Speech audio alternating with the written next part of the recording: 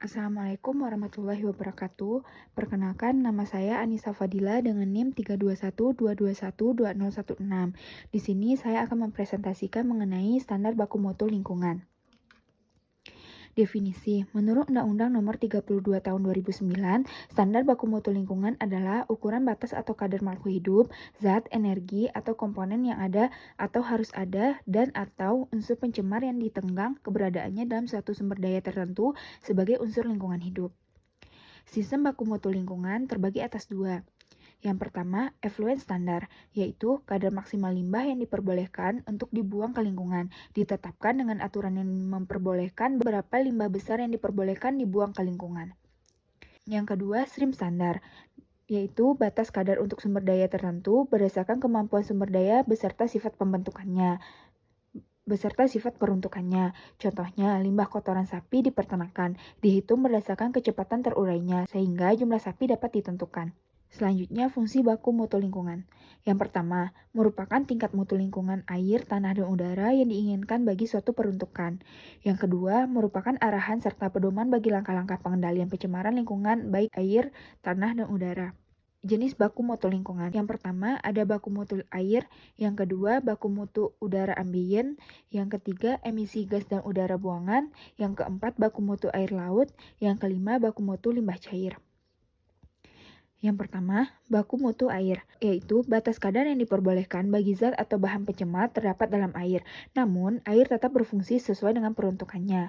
Diatur berdasarkan Peraturan Pemerintah Republik Indonesia Nomor 82 Tahun 2001 tentang pengelolaan kualitas air dan pengendalian pencemaran air. Terdapat pada bagian ketiga, yaitu klasifikasi dan kriteria mutu air.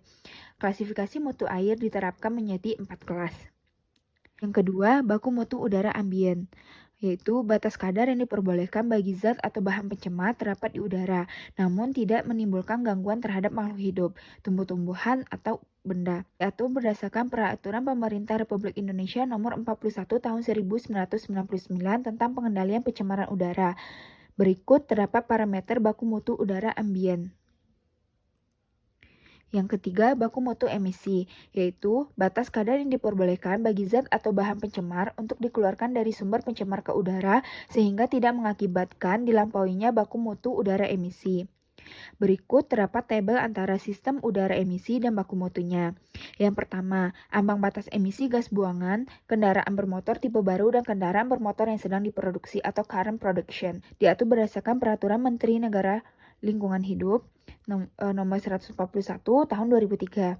Yang kedua, ambang batas emisi gas buangan kendaraan bermotor lama diatur berdasarkan Peraturan Menteri Negara Lingkungan Hidup Nomor 5 Tahun 2006. Yang ketiga, baku mutu emisi sumber tidak bergerak bagi ketal uap diatur berdasarkan Peraturan Menteri Negara Lingkungan Hidup Nomor 7 Tahun 2007. Yang keempat, baku mutu air laut. Baku mutu air laut adalah batas atau kadar makhluk hidup, zat, energi, atau komponen lain yang ada atau harus ada, dan zat atau bahan pencemar yang ditenggang adanya dalam air laut.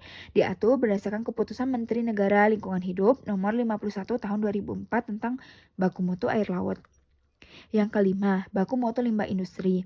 Baku mutu limbah industri adalah batas kadar yang diperbolehkan bagi zat atau bahan pencemar untuk dibuang dari sumber pencemar ke dalam air pada sumber air, sehingga tidak menyebabkan dilampauinya baku mutu air. Diatur berdasarkan Keputusan Menteri Negara Lingkungan Hidup Nomor Kep 51-Men-LH-10-1995 tentang baku mutu limbah cair bagi kegiatan industri. Diatur pula pada Peraturan Menteri Negara Lingkungan Hidup Republik Indonesia Nomor 5 Tahun 2014 tentang baku mutu air limbah. Berikut terdapat tabel parameter kadar maksimum dan beban pencemar maksimum. Sekian hasil presentasi dari saya. Saya tutup dengan wassalamualaikum warahmatullahi wabarakatuh.